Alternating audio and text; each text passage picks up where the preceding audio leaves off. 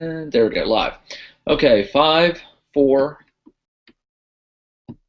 Hi, everybody. James Floyd Kelly here. Welcome to episode 15 of Novel Ideas. I'm here with my friend Eric Wex. I'm in Atlanta, Georgia. Eric's in Portland, or right outside Portland, right, Right Eric? outside Portland.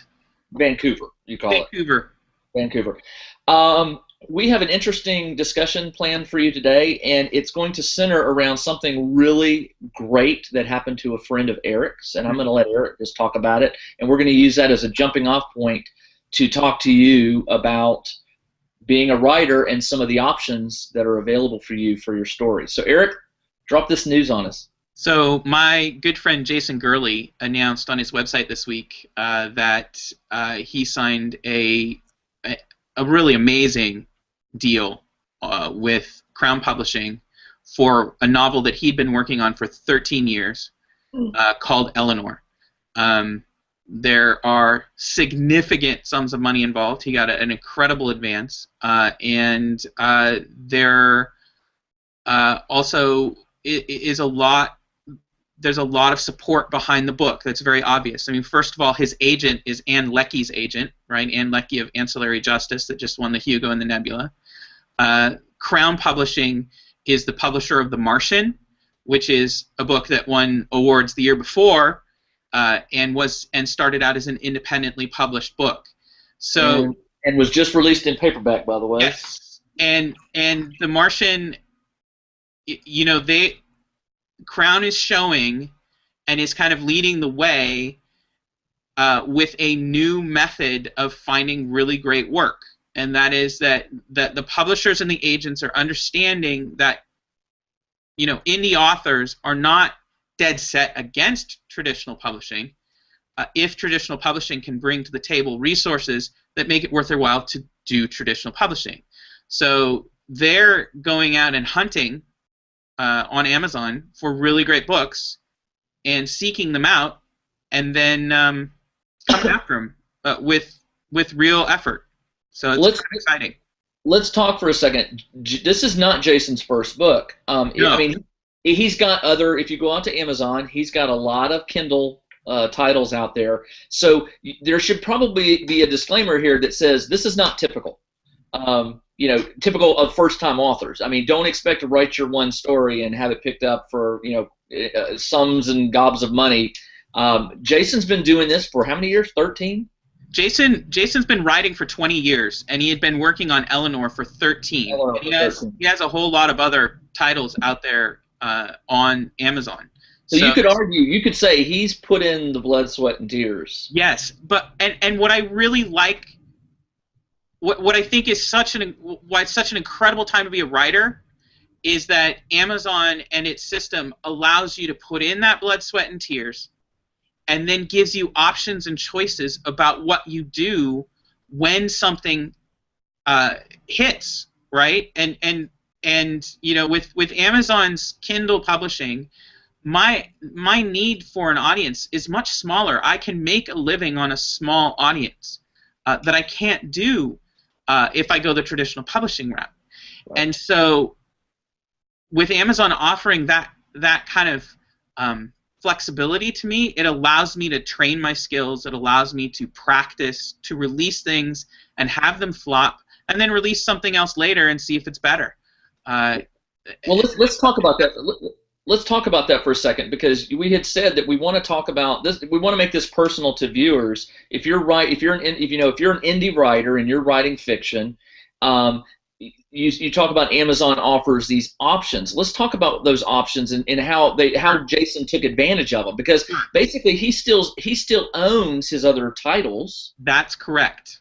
The publisher only bought Eleanor, and they only bought certain rights. Yes.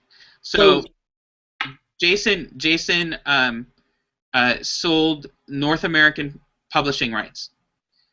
He did not sell his worldwide rights, and it may even be American publishing rights. I don't know if he sold the Canadian rights or not. I would guess that usually it's North American publishing rights, and that's a huge deal. That allows Jason to pursue other deals for publishing Eleanor elsewhere. It allows him to pursue independent contracts with other countries, and that can be very lucrative if Eleanor does take off as Crown is expecting it to. That he can do very well in publishing it in other languages and in other countries. So that's one thing that Jason has, because you are now, as an indie author, negotiating from a little bit better position, because you know that if nothing works out, you still have the potential to do quite well with the book, just as on your own. Right. Whereas in the past, you really had to either play. I mean, you could play publisher against publisher, but that was the best you could do. Well, talk about how does Amazon. So basically, Amazon allows you, when you submit your story, Amazon doesn't say, "Hey, I know this because I've read their rules and all." But basically, when you submit a story, Amazon says, "Look, we're offering to sell it for you, but you retain your rights to pull it at any time, to sell it to someone else." Right.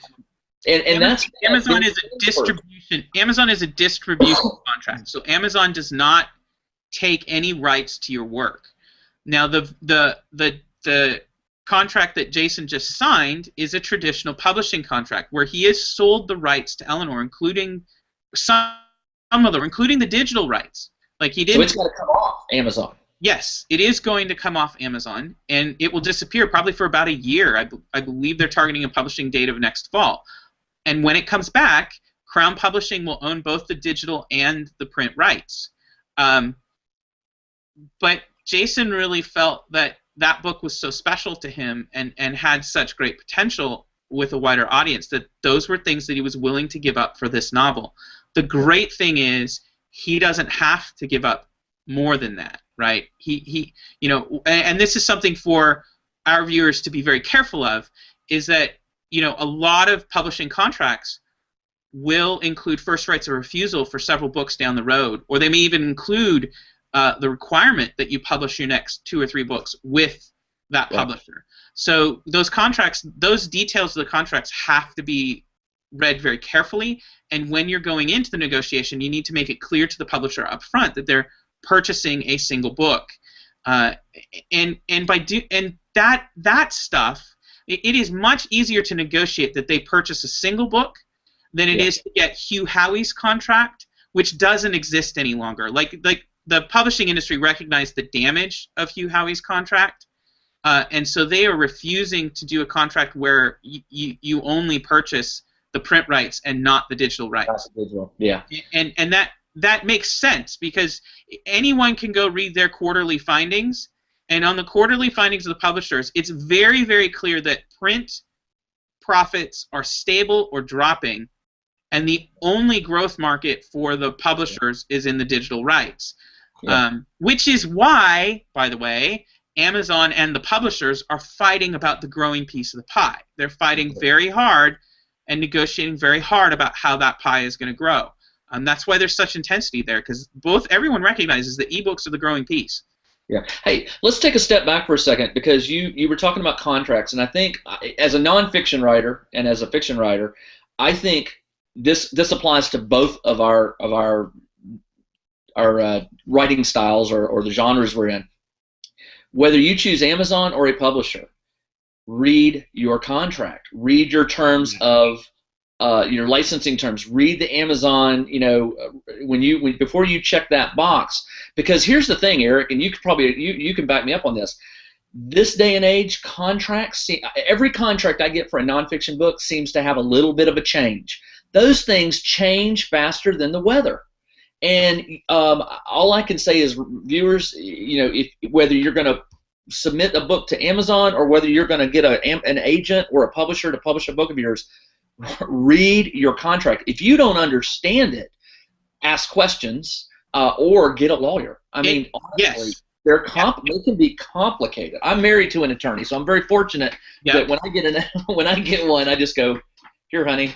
And and of course she's a lawyer. She's like, "I hate this part. I hate this part. I hate this part." But unfortunately, I still have to sign it because some things are non-negotiable. Some things are, but other things are negotiable, right? So one of the reasons to do self-publishing is that it gives you a better negotiating stance when you go in to negotiate that first contract.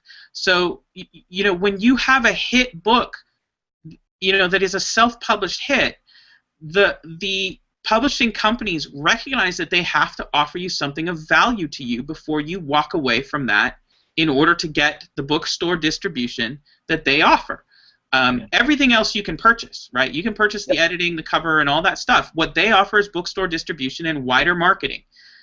Those are valuable things, and sometimes it's worth selling your product for those, but not at the $10,000 advance that is usually what you're given for traditional public contract anymore. So it really does become something where you have much, if a publisher is talking to you after you self-publish something, you have a lot more leverage than you do if you just submit without having self-published and having your own audience and your own success behind you.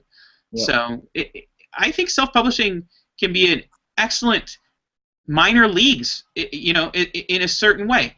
Now, you never have to leave, right? There are plenty of people who are dead set against ever giving up any of their work, right? And that's a fine path too, right? That path works.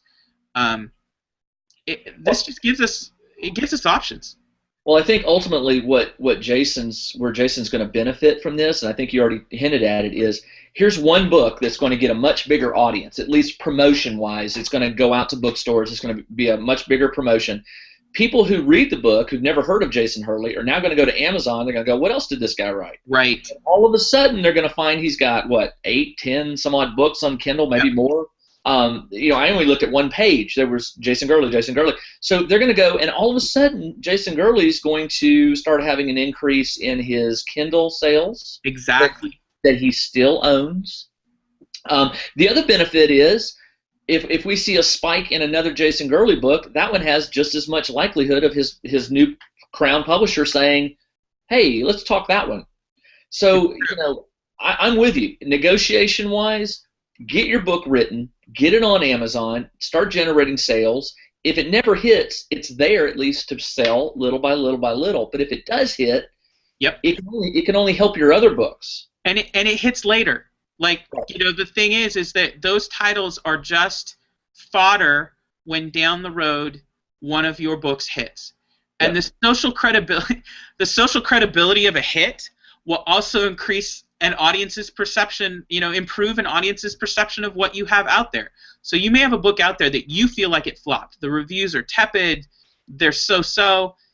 Leave it there, right? Nothing wrong too with taking it down, edit, put it back up, right? That's always a possibility, but just leave it there. And then when the third or fourth novel takes off, you're in a position where you have this back catalog of material that people will want to purchase, and they'll view it positively because they're already in love with your work. So suddenly your reviews will get better. Well, I'll tell you what, let's end this on a congratulations to Jason. Yep. And then let's change gears to Saturday. Saturday is StoryCon. So this is the inaugural StoryCon. This is my first convention. So I actually put together a little tiny convention. It's going to be about 200 people getting together at the Vancouver Community Library here in downtown Vancouver, Washington, and we are going to be doing readings, to panels, author signings. The whole thing is reader focused. So this is one of the things I really want to emphasize. I wanted to do this to give readers a place where they could go and find out about 30 titles, 40 titles, all in one day, and in one place, and they could pick through them, and there will be a book table there for sales, and they can actually purchase those books. So think of it as a place to get together with readers and interact with authors. So let's reiterate. It's Saturday the 18th. Saturday the 18th. Time? 10:30 to 4:30. It's free. It is free. And the website is? StoryConvention.com. There you go. Viewers, we're out of time, Eric. It always goes quick, especially when we're Very both fast. very excited about it. So listen, congratulations to your friend. Tell him Yeah, he doesn't know me, but tell him, hey, I'm really happy for him because a win by him is a win for all indie writers. will do. And he and Hugh Howey and all these others that are Yep. 1 foot in each industry. Good for them, really good for them. Hopefully, one of these days I'll be interviewing you and you'll be able to share that news that hey, one of your Pax Imperium books. I can dream. You can dream. Yes. All right, well, listen, next week, viewers, if you have questions or if you have a topic you want us to talk about, please, please, please submit it to Eric. Also, if you have recently completed a book, Eric will never toot his own horn. Well, he will sometimes, but not in a really bad way. I'm going to toot it for him, and I'm going to say, listen, if you've read one of Eric's stories and you really liked it, do him a favor. And go out and write a review on Amazon. These reviews really count. There's certain thresholds that when authors hit, certain benefits kick in, placement of their books and things like that. So if you liked it, spend 5 minutes or less, but just write a review and be honest and tell other potential readers what you really liked about Eric's story. Now, Eric will be back next week with, hopefully, viewers, apologies, we had hinted last week that we were going to have possibly a 3-person conversation day. That did not happen, so we have had to postpone that to next week. So hopefully we won't have to postpone that again. We do have something really interesting next week to talk about. We won't tell you what it is, but it's going to involve Eric, myself, and another gentleman. And Eric, I guess I will talk to you next week then. Talk to you next week. Looking forward to it. Take care. Take care.